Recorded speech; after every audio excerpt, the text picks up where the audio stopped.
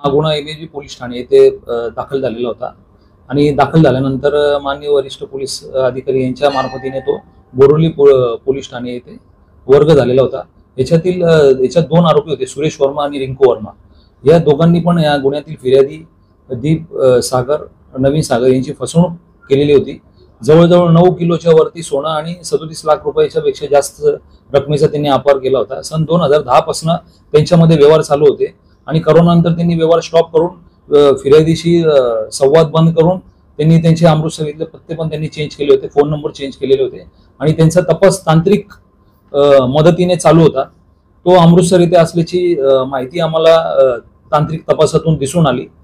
असं असताना माननीय पोलीस उपायुक्त आनंद भोईटे सर झोन 11 यांच्या मार्गदर्शनाखाली अमृतसर येथे टीम पाठवली असता तिथे आरोपी शोध घेतला असता तो तपास पथकाला मिळून आला।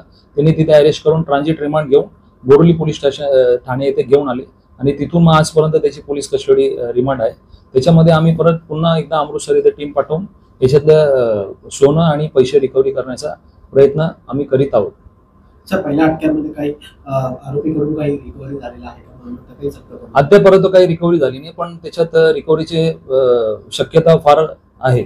सर, आरोपीचा बॅकग्राऊंड काय आहे? एकूण आरोपीच्या यावरती काही आधी गुन्हा दाखल होता का आणि यामध्ये अजून कुठला आरोपी समावेश असण्याचा? आरोपीचा अभिलेख एक वेळा पडताळणी केली आहे, त्याच्यात काय मिळून आलेला नाही, पण पुन्हा आम्ही त्याची पडताळणी करीत आहोत। तसेच तो राहत असलेल्या स्थानिक पोलीस स्टेशन येथे पण टीम पाठवून त्याचा अभिलेख अजून कुठल्या गुन्ह्यात वॉन्टेड आहे त्याबाबत आमचा तपास करण्यात येत आहे।